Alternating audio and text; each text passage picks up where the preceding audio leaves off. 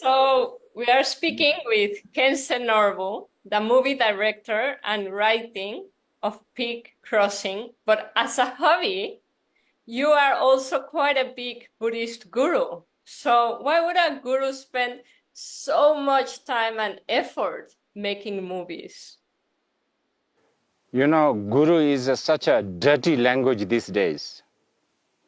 It used to be such a, honorable, wholesome, noble title, so to speak.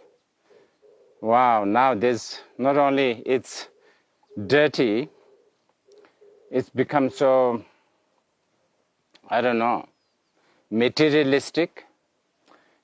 The word guru used to be used by people who really think about something beyond what you see and what you can touch and what you can sort of, I don't know, the obvious ones, right? The word guru used to be people who really think about things that are not obvious, things that are, beyond our sort of conventional assessment, conventional thinking. But nowadays there's things like tech guru. What do you think of that? Tech guru. And then they have a what?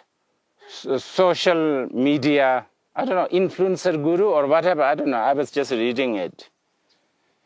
But anyway, if what you meant by I'm some sort of associated with so-called Buddhism, and I use the word so-called because the word Buddhism is invented by Westerners, I think. There is no such thing as word Buddhism, in the past. That's important to point it out. 2000 years ago, people who do what I do, not just the teaching, just studying and meditating, we were like those students and the professors of MIT, if you like. People who are, I don't know, student of, I don't know, Oxford, who really spend time and energy in learning, what is world? What makes world? Who are you? What am I? So it's a science. But we are now put in this basket called religion. So I know a lot of people think, oh, aren't you a religious person? Why are you making movies? I mean, even that question itself, I find it a bit strange because the religious people have always used medium, centuries. Everything, iconography, paintings, what? Christians have the cross. These are all iconography, representation. You need to speak different language. And language is not necessarily Portuguese or Spanish or English. Language comes in the form of, what do they call it? Symbolism, semiotic. Language is very important. And media is a current language. Film is another language. I think the film language is probably dying. Film as in, that feature film, that kind of film that we are our subject today. Probably it's sort of going down it's sort of fading. But nevertheless, it has been a very powerful medium. It is, it has a lot of influence. I'm sure a lot of people who, shoot other people with guns, there may be some influence from, watching too many of shootings also, So,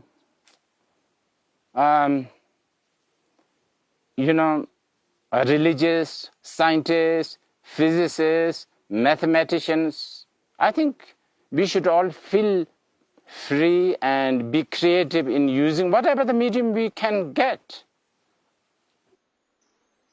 Thank you so much. Yeah, it's such a deep impact. I watched the movie, and I mean, I've been receiving or hearing some teachings, about what happens after we die. But the way we can experience it there is different. It's more profound or more lively than what we would usually hear, by just a talk and a language. So it really passes. And Rinpoche, why did you make a movie of someone who dies? Uh, well, why? Your question is why I made? Well, that's a very big question. Sometimes the filmmakers, like all the artists, have challenges, right? And the challenges, I'm sure you know this very well. I mean, even just to speak, just even talking to you has some challenge. There's a thing that I really want to tell you, but then I have to also make it so that it is understandable by you, who come from a different culture, different background, different upbringing, different whatever, you understand? And that is the fundamental challenge of everything. Communication. You want to communicate something because you are passionate about it, because you really think that's interesting, you think that's really special, and you want to tell this to other people, but the other people are totally, they don't know whatever you are thinking. I wish, maybe I should not, that they can print out all the thoughts that's going on in my head. You understand? And then with a sound effect and everything, show it to people, but maybe better not. Anyway, the fundamental problem with the communication is always this. The communicator have a certain wish, passion, interest. You can say, I have an interest in, generally as a Buddhist, I have an interest, passion for the Buddhist teachings. And also I'm somewhat expected to talk about it. But the mass, the people who are listening, they come from a different background. I need to articulate this. I need to sort of make it. Also, stuff like, if I want to tell you something, I need to get your attention, right? I really need to get your attention. In order to get that attention, I need to tell you something that is interesting. Probably, that's my guess. It's interesting for you. And then I insert whatever I'm trying to tell you in there. That's the only way. And I guess that's why every medium works. Now, I have, as a Buddhist, I guess, and as a Himalayan people, I like, and not just that, I generally like strange subjects, like I personally like stories or books, podcasts that really talks about things that are different, little bit different, not always the same stuff. But this is a challenge because people are used to same stuff, and I need to bow down to that also. But I, as a storyteller, I also need to push my own story there too. So yes, concept of death, life, after death, obviously is a very big study in Buddhism, and therefore it's a very prominent culture in the Himalayas. And it has always been very interesting for me that the very idea of death is somewhat understood by different people, different region, different culture in a different way. I think for a lot of people, death is it. That's the end. Blank. No more. But for a lot of people, grow up in a culture, death is not really considered like that. This is not an end. In fact, it's just another beginning. And I'm not even putting it in a very poetic way. It's like I'm sitting here early morning, and it's like way past death of last night. It's a continuation. You understand? So there are culture who really talks about, who really grow up with this kind of thing, this kind of culture. And, probably this is just personally me. I feel that, that need to be told and that need to be understood by people. That is one way of looking at life and death, and this need to be at least presented to people who really want to know, such as perhaps like you. Otherwise, the only way, only definition of death that you, Mexicans, Brazilians, I don't know, French, of course, Indians, Chinese, perhaps the only definition that we will end up understanding is what is defined in Netflix, what is defined in the Hollywood movies. And that is such a deprivation. That's a really big deprivation. I love that, Rinpoche, and I have a follow-up question. But okay. Before that, where are you? Well, I know where you are. You are in my favorite place on earth. When they told me we were going to do the interview from there, I booked another trip to Bhutan. I'm in my living room. In the room? I'm in my living room. Yeah. What do you mean? You mean like behind me? Yeah, like behind you. Oh, you didn't know? That's a CGI, like artificial intelligence. Bhutan has such a really very, very advanced film industry. You didn't know? That's why, I had such a amazing, young people who really, they were really good. This, just last night they created. It looks totally natural and real. Actually, this will be more and more natural than the other one. The real, so-called real one.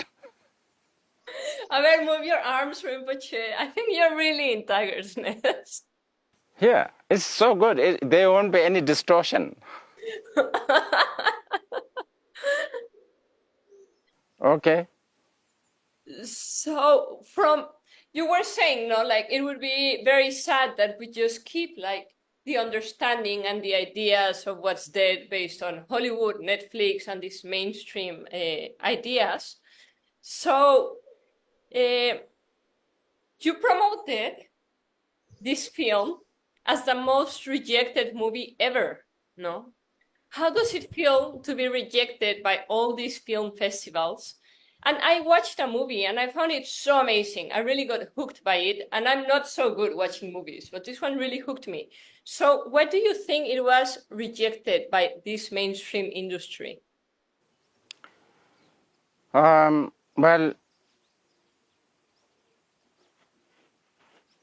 there's a really good, do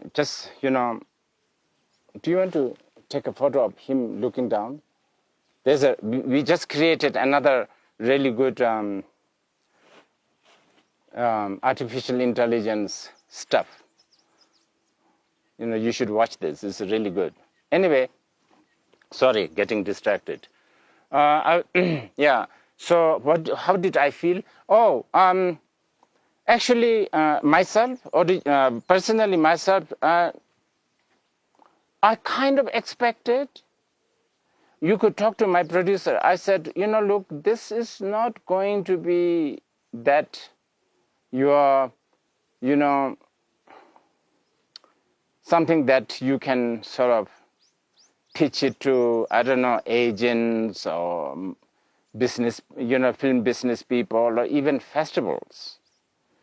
In fact, originally, I even planned to immediately release it, even as we were shooting. So, yeah, I kind of expected that. You understand? So it's, I was prepared. That's what I'm saying. But having said that, some of the festivals, some of the, what do you call it, the film funding agency, some of the so-called film distributors, they claim that they are very independent and they don't want to be mainstream and stuff like that. So, of course, there was a little bit of an expectation that they will have at least some sort of a, I don't know, not only curiosity, some sort of effort. But again, I also, even as I was shooting the film, there was some decision I made, which was probably not the, okay, first of all, I need to tell you this. The festivals, some of those kids, they have to watch hundreds and hundreds of movies just to select. You understand? So, you have to have a sympathy. I would not like to have that job. I'm probably not that much paid or even volunteering, those. And also, as you put it right at the beginning, this is not my usual profession. This is not my job. My real job is something else. I do this out of my, I don't know, hobby, passion, interest, just once in a blue moon.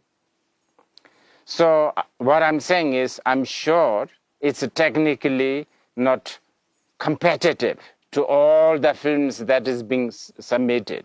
You understand? So I understand if it gets rejected, because, I'm not a professional filmmaker.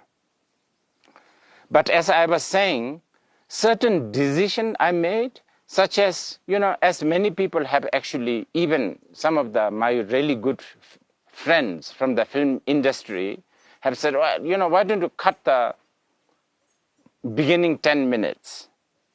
Because the beginning, I chose to have camera static, locked, wide shot, continuously for 6-7 minutes. And that was like, that is something that I wanted to do even as I was writing. Because, sometimes, it's good to just watch. Let the audience choose, Well, that's what many directors I have heard. It's really good directors, writers. And I really like that. If I choose to put extreme close-ups, camera movement, that's like, I'm like dictating the people who are watching, okay, only watch here. I'm not giving people the freedom. I'm basically spoon-feeding the audience, right? And so there is that kind of decision, no lighting, and of course, to begin with, the story is very, very, it's not your usual sort of a weekend holiday story. So when we hear the rejection, I was prepared. But I think we also, I think we need to know, in our life, I have noticed, lobbyist is very important. I'm sure even people who like to see you, they need to know somebody who knows you, right? Who will introduce you, of course. That's how it works.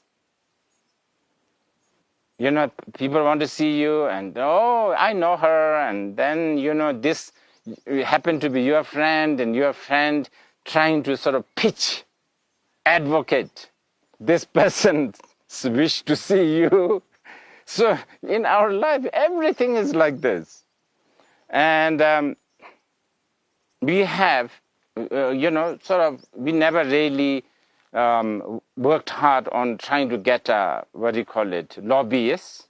Then also the lobbyists, you know, I totally understand, you know, they have, you know, things cost, and they need to, you know, recover whatever they are spending, you know, money, energy, time. And probably the moment they saw the 6 minutes in the beginning, they said, oh, no, this is not going to do it. So no agents, no lobbyists. My lobbyists are my audience. You know, people who watched it, you know, if they can lobby it to their friends, that's the lobbyist that I'm counting on. And I think I have to say, I've been very happy. It has been quite an amazing, what do you call it, achievement, because we haven't put any, what do you call it, effort in marketing or whatever. Very, very, just on a very personal level. But I think the result is quite an astounding, really good. So that is actually, personally for me, it is an achievement. I mean, also encouragement. In fact, because of that, I have some other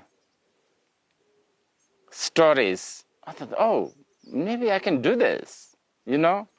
Just go out there with your camera and do it, with your phone and do it. You know, so that's an encouragement. So I really should thank those audience who watched, because we live streamed twice, and there's been such an encouragement from them. So I want to take this opportunity to thank everyone.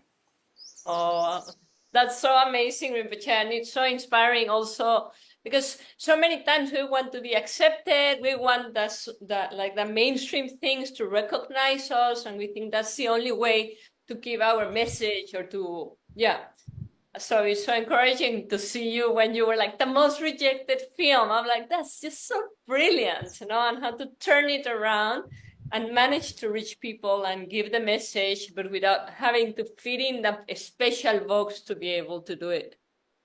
And Rinpoche, so many people think Buddhists are negative and pessimistic because they think of death and they think of impermanence.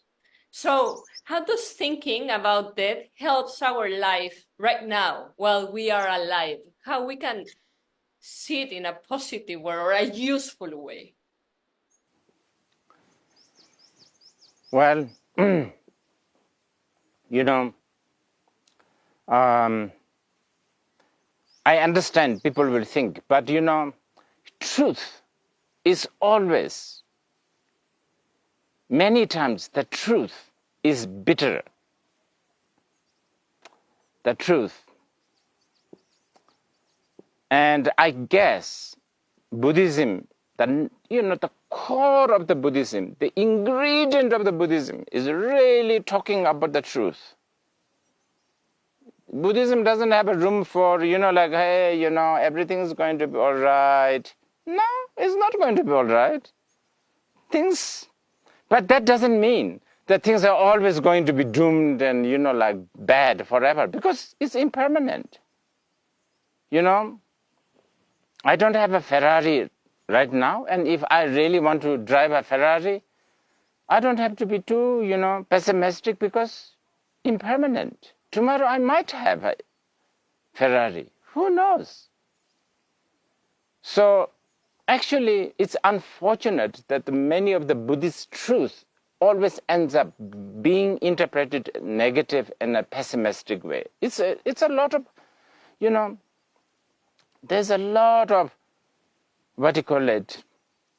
It really opens your eyes. For instance, okay, let's say you realize that things are impermanent, things are uncertain. Probably this will really help you to enjoy your life better. If you realize that your family is not going to be there forever, this is it. Let's just enjoy everything what we have. So, but I understand. Words like impermanence may be not a nice thing to hear during the birthday celebration, even though, ironically, very birthday is something to do with you getting old, right? But impermanence, the Buddhists talk about, past is gone. Future hasn't yet here. All you have is this very moment. Well, actually, that's not that pessimistic, is it? That's not that bitter, but a lot of people like to plan the future. They enjoy it. A lot of people like to brood about the past. Well, maybe they should try to not to do that and talk and contemplate and invest more time and energy and money and I don't know, education and everything on now, the fact of uncertainty, the fact that everything is just your opinion, everything is just your projection. Those things could be helpful.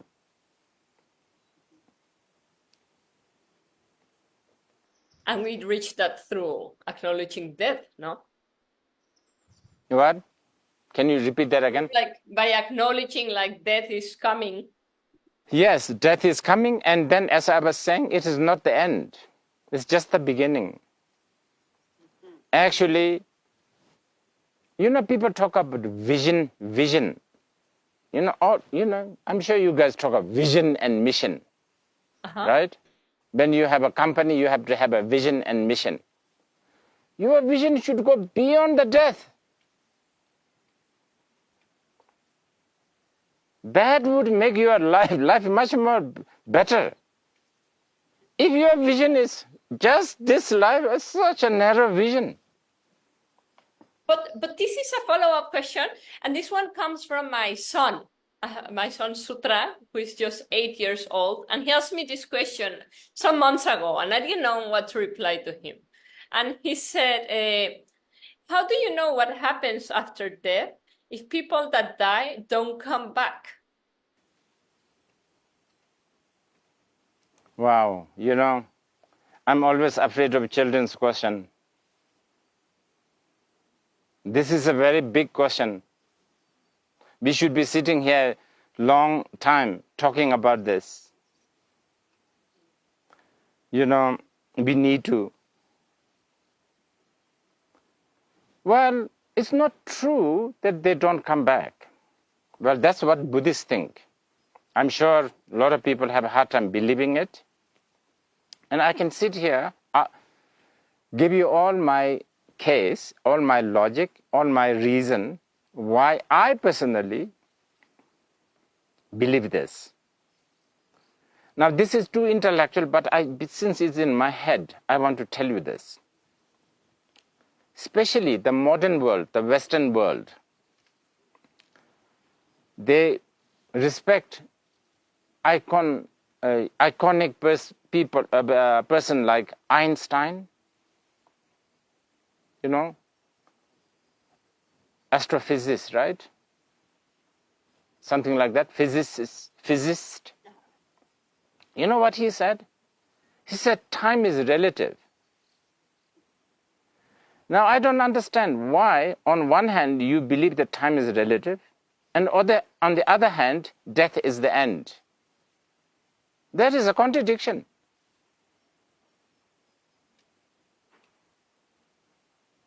If you believe in an ultimate end, then it's no more relative. You know? So, ask your son few questions. If he can answer me this, I will continue, because I can't answer this big, profound question of your son like in one go.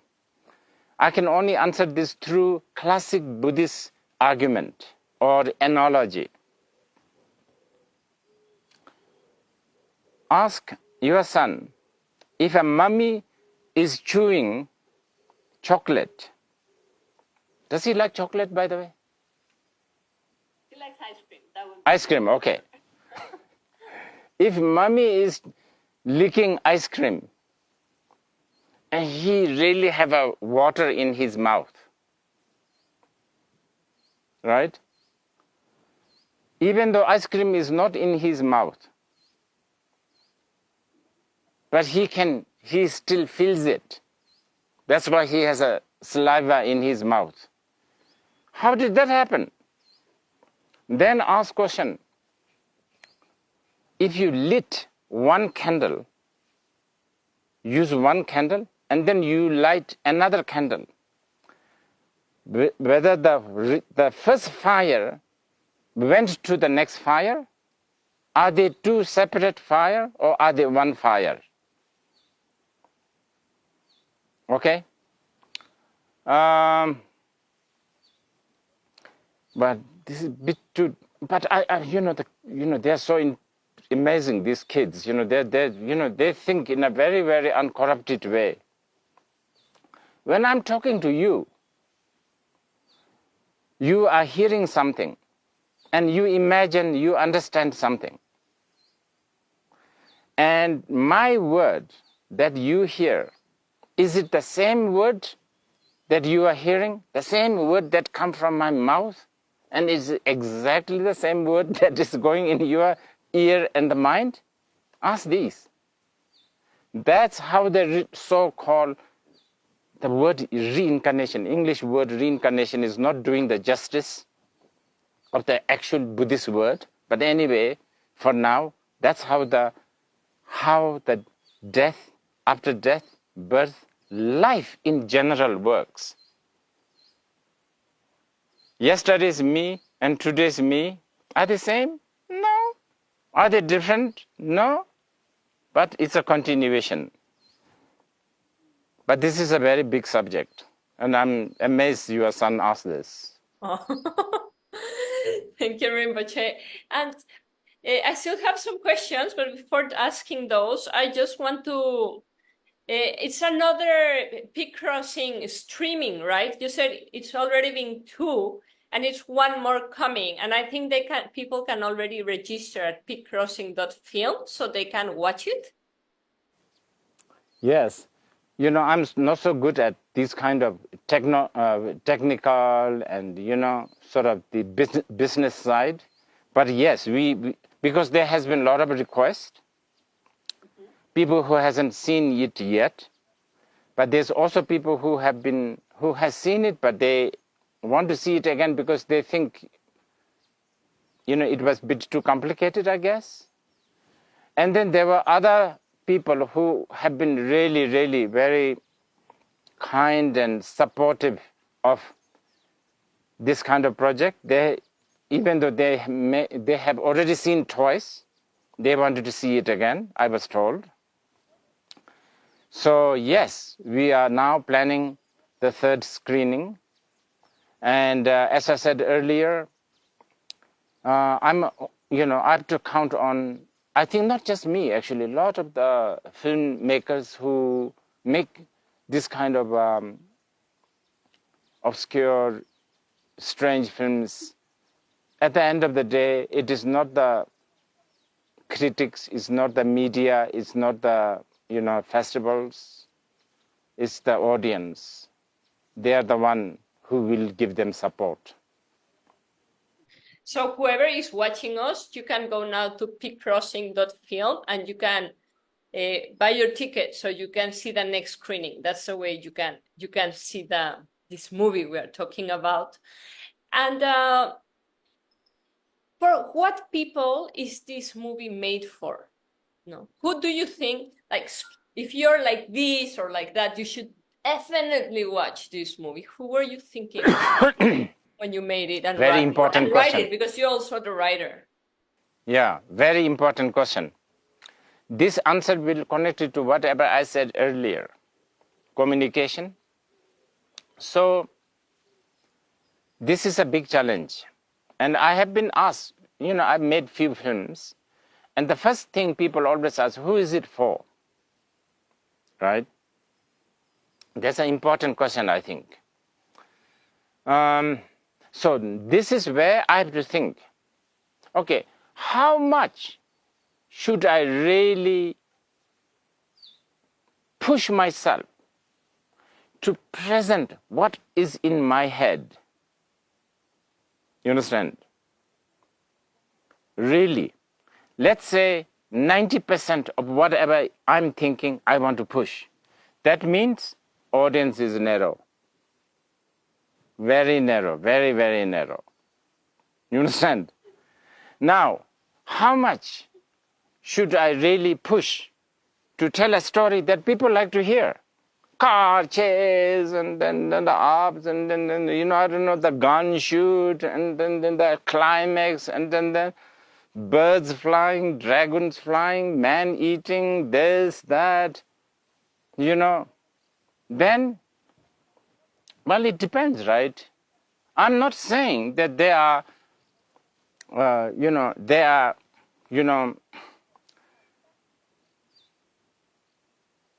I'm not really being negative, actually. I'm giving a free ad for a film, but it's okay. One of the most amazing commercial film I have watched was an Indian film called RRR. I think that is, like, the writers, the makers, they really knew. They know what people want to hear and what people want to watch. And they do it so, so well. I don't have that kind of talent. And mind you, I don't have that kind of also wish so much. I have so much things in my head. I want you to tell that. I wish that I can tell only that. But, that means, taking a lot of risk. That means a lot of rejection, not just from the festivals, but even from the audience. Okay. And do you think, Rebecca, watching this movie could help us in our spiritual path? Is this movie? Yeah. Well, I can't promise that one. I hope so. Uh-huh. But that's very subjective. That's really subjective. And last question, Rebecca, and we'll let you go. In the movie is this Indian guy who is helping the dead beings. Will there be some Indian guy or somebody that can help us or guide us or point the way or something when we die? Someone we can search for there? Our kind of film is a really low budget film. So there is no luxury of going to expensive casting agency. You understand? And we can't afford, like Brad Pitt. So we just have to sort of look around and say, hey, can you do this? That's how sort of most of the casting have been done. But having said that, these people were also very dedicated, and that's something I really, really cherish. All my artists, the actors, the camera people, gaffer, everyone. My actors, when they are not acting, they are, carrying chairs, bringing food, everybody doing everything. So their love for this, love for the artistic endeavor, that was a big one, big reason. Indian, I kind of, symbolically, lots and lots of the Buddhist teachers, the initial, they were all Indians, right? So there's that. But also, just humorously, I've asked Prasanna, the one who acted as the guide, said, I want you to be cross between Osho Rajneesh and Sadhguru. And I must say, he did quite okay. But will somebody like that be when we die? Can we search for someone? Oh, that, who knows? Different people will have a different guide.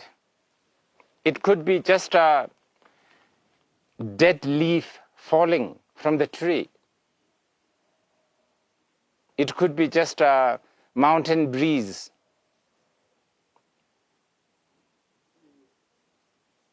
And Rinpoche, can you tell us what's your favorite recent film? Okay. I really liked Killer of the Flower Moon, Martin Scorsese, right? So good. I think that's a really, that's a difficult film to make. And I thought, wow, that's a really good one. And it's an important film, especially for the Americans to watch. Okay? But there's one film I really want to mention. And this is also really a filmmaker trying to support another filmmaker of this kind. And that film is, I hope I'm pronouncing right, Kaili Blue.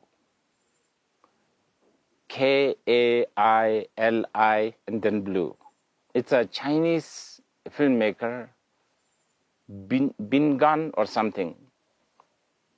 Oh, it's a fantastic film. It is like really, really, wow. That is one of my favorite recent ones. It's so nice. It's so kind of, I don't know, it's so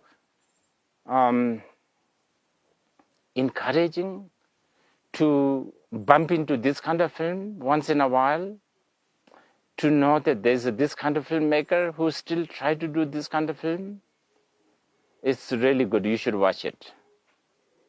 You should watch it tonight. Okay, What time is it there? I will search for it, definitely. And Okay. And just a reminder, people can go to peakcrossing.film. It's open now. You can go there, get your tickets for the next screening. And thank you so much for connecting all the way from up there. I'm sure it was not easy to get connection and everything. What do you mean? The connection is so good. Yeah, well, It's in my living room. Fiber optic. I really want to go there again very soon, Rinpoche. Oh, we will send it to you. You can download it. Okay. It's a software. You can have it with a sound. You don't have to have sound. You can have dogs barking. All of that. What about getting tired of climbing to get up there? Okay. Thank you, Rinpoche. Please come to Mexico soon. Let's do a Of screening course. here. Of course. Those mariachi, I need a dose of that very soon. Oh, amazing, amazing. And We'll then be and so then happy what to is it? have you here. And then also tacos. Bye. Okay. Bye bye. Bye-bye.